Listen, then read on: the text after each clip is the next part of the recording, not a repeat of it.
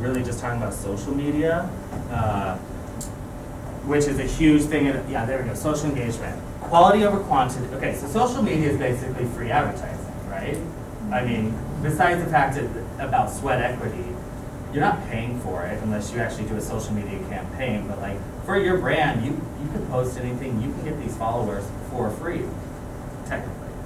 However, there is a certain need for it, and I think when you build your brand, the first person you hire is an amazing sales director, the second person is a PR media branding person, and if you have the money and allocation in a media, you hire social media. I wouldn't always give it to your interns unless it's an intern you trust, but it has to be a brand voice. It has to be a brand voice. You want to chat with the consumers, not ask them, not at them. You want to ask them, like, do you like this bag with this? Do you what would be your summer from this collection? That's how you're going to increase the engagement. I always create content calendars with whoever's working my social media, my brands. I don't do any of the social media, but I oversee it. How we're going to always keep that going, because it can be a non-stop publicity tool. And it's like, for brands like Public School have thousands and thousands of followers, to Karen Gallo, who had 600, and then we had our New York Fashion Week, and we developed a really cool tag. She got 3,000 new followers, or 2,500 new followers, and it's like a course of like 90 minutes. You know, so it's like, so for that, it's like, yeah, you only have 3,000 followers, but that's 3,000 people who are ready to purchase, who are following you and know you and like your pictures. So keep the content going. But you, at the same time, you never want to just be a megaphone. We did this, we did that, we did this. Like, show your artistic ability. Show where you're at when you're going on a trip. Show what inspired you when you went down to the Dominican for your 30th birthday. You know what I mean? As long as you keep it classic. Yeah. There was Karen had some fun ones with the girls in the bathing suit. I'm like, let's take that off and make that your personal one. But it was all good. You also want to have a uniform brand voice that create content and resonates for you, that you can make sure, that's what you say, whoever's overseeing your social media is at the utmost importance if you can, because again, it's what your consumers can look at you do. And for an emerging brand, that's a lot of times the only access for them, because they're not on paid advertising everywhere, and they're not, giving features every day. So it's really, really important. It's really, really to master that message. I also think you should definitely, you don't have to be on every media channel. You don't have to be on Instagram, Facebook, Pinterest, But pick one or two that you know you can do really well. And as a brand director, you should guide them in that area. And I think I should be done then, right? I had more video, but. So I want you to ask some questions, but let me just, by a show of hands, I know we had some trouble with the technical aspect. You signed in on the sign-in sheet, right? With your email address. Do you want me to send you the presentation with the links in there so you can hear it better and watch the videos and skill and that? Okay, I'll do that. I'll do that for you. So let's go ahead, and I know you've got to get going, but does anybody have any questions that they'd like to ask JJ? I'm more of a Raleigh, like, take it slow, steady, and you don't seem like that. Me? How much of what you do is inspiration? How much is perspiration? I work all the time, but like, okay, so my brain, I feel like I was kind of made for this, because my brain's always going. I feel like it's not smarter or dumber than anything, but it's a hamster wheel, nonstop. You know what I mean? Like, it's like, tick. So I go all the time, but I have to say, like, I love to be inspired by others and like the creative. So I leave for Kohan a creative thinking. It's like maybe once a month, maybe once every other month, depends on my schedule. And I constantly love. So it's a mixture, I would say. When, like for Raleigh, like they will come to me and they'll sit with me and they'll go, "Do you think we should do this collaboration with this design company, like Bernhardt, which is so established?" And I'm like, "Yes." Okay, how are you going to do it? Like, how are we going to get it out there? And that's what we work on. So we're doing a great fabric design for this one. We did a show with them before where it's like sculptures, and we did a table with them and they showed how they sew. So that's where I go into the inspiration, like where maybe I don't have, my job is maybe I don't always have the initial idea, but I'm going to take that idea and make it like publicly aware, obviously, but also how we're going to fit your brand aesthetic and get it the most exposure and the most arrays, you know what I mean? So yeah. I think though, maybe if I'm just thinking about your question and some of what he said, is that whether you're more like a Taipei Go Go Go hamster wheel. Yeah. Or Slow and Steady gets the tortoise model. Yeah. Either way, it's strategic planning that has got to be the linchpin of success. Definitely. And it's also Go Go Go to a point. They actually were the gun homes to do this pop-up at Art Basel, and I was the one saying, no, let's wait till next year. You know what I mean? So it's a give and take with the strategic planning, right? So it's really actually just knowing who, like, building your team. Each of my clients are my team. You know, I have a studio, but I actually, where samples are held, and my coordinators and assistants usually hang, but I actually am 3 to 4 days out of the week at each client. Everyone who's New York based, obviously, I'm there 1 full day a week in the office with them, the same now, because I think it makes me know the brand just as much as that. Question right there? In regard to the research, how much time is actually spent into that process before you even get into, you know, how you are going to establish a brand and how you're going to push it? How much research is done into, you know, what you need to know? What I need to know? Well, that's a great question. I'm always reading, like what I said, Business of Fashion, Women's Wear Daily, and I always look for the competition. So in public school, I knew it was these guys were really emerging, the Tim Copins, the Todd Snyders, these American brands. So I research a lot before I take on the client, because I've been lucky enough to have a lot of word of mouth. I've never like coached a client yet. I hope I never have to. But I know, so it's come to me, but I say no as much as I say yes, actually probably more, because I need to know, I'm not right for everybody as well.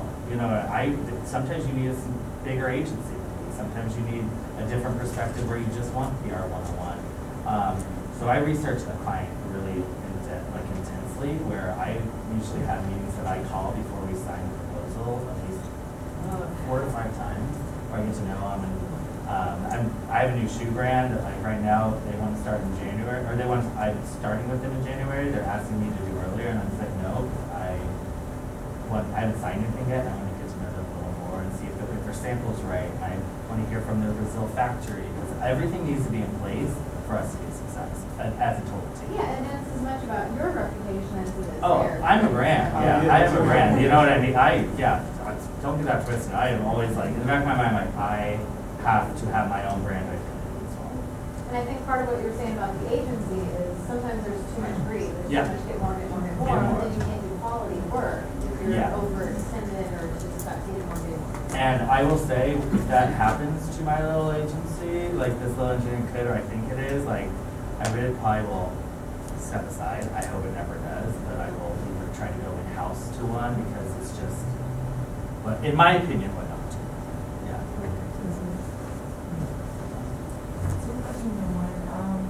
Like what you do with the pool, with getting them out there and attracting them and all of that stuff. When you're branding other companies and helping them market their brand or however, how do you brand yourself, like get more clients? Yeah. And also, how do you connect with corporate America and the top industries that are out there? How do you get yourself known or get their brand into those industries? Yeah. Well, a lot of it is, you know, I try to do a lot of speaking. So like the Condé Nast Text and Tastemaker Summit that was through Details magazine, that was the first time I worked with Condé Nast. And everybody knows what Condé Nast is. It's the huge thing. It's the huge, like, they own Vogue, they own everything. You know, they're a huge publication industry that does really cool, amazing work. So I try to put my fingers in there where not only for my clients, but for myself. So I speak on a lot of panels, but I also said, why don't you let me curate a CEO panel? What I called it the Founder's Stories. But that way I brought in Architizer, I brought in all these CEOs that I really respect, but I also like now I brought in Spencer, who's like the publishing managing editor of Surface and a few other publications, and then that's how I started becoming a contributor. So you network yourself, you know what I mean? You're always like kind of thinking about your own brand and like how that can shape, because that's trying to shape your clients as well. For like, my clients love that I'm in Paris and London covering the shows. I might not be with them for those 3 weeks, but they know I'm sitting next to every editor as their peer. So I think you can try to be well-rounded and have a little stake in different clients. And I'm buying for a store now that's opening in spring, so I'll have a wholesale account. If you can have a well-rounded 360 approach, it kind of comes your way as well. and I would really suggest that. In your studies, if you can take a buying class, you know what I mean? Go as you go through that and look for seminars and stuff you can sit in. One more question was, how much of your job is seeing and doing approaching businesses and organizations From a pitch perspective, or like collaborative, or both? Yeah. So for pitching, it's really, so I always look at it because there's publications like from, let's say, a fashion brand, design brand, who my majority I work with. There's the business perspective, and those are the four, the fast companies, the Entrepreneur Magazine, Wall Street Journal in some ways. And that's like all print. Then there's the fashion magazine, the Vogues, the Harper's, the GQs, and then you have trade, which is like the Sportswear International, WWD's, Business of Fashion. So those are all those. But then you also have the subsector, the short leads, which are like the New York Times print, the newspapers, and the long leads, glossies, and then you have the online. So you always develop your pitches and your research for them. So you know the facts and figures when it comes to business. You know how this is going to shape the industry for the trade. And you know the trends that are great for the spring collection that they're going to love, and you're like, oh, we'll take that, that, and that, because we know that's going to be huge. So I do that researching. I research probably half my time. Well, about 40% of the time. It just makes it all easy. But coming back to the writing, it's all about knowing your audience, Yes. right? So although there's all this research, you use it in a particular way. Absolutely. That's how the pitch is You don't just developed. throw it all Yeah. at the same time. No. Oh, that's like, and that's the, when you look at the releases, you'll see the different approaches and bios and how we develop those. Follow up? Yes. This is a separate question. But this kind of falls around with knowing your audience. For clients such as Gali, who you said whose brand is kind of based upon being, a comfort restaurant, whether everything's close-knit, family environment. How do you work that with having calendars for social media content? Wouldn't you want them to be more kind of hands-on and more engaged personally with their audience? Yeah, that's what. Well, for the social media, from the social media content, it's really for the restaurants it's a little different. So it's like you can do everything from like new menu items, you know what I mean, to get that. Or I always tell them like, the Vanity Fair editor just came in and we did shots. Like we always ask, we're doing the menswear summit we're going to do in the downstairs. We have this great cellar room at the top menswear. It's always like menswear X Gali.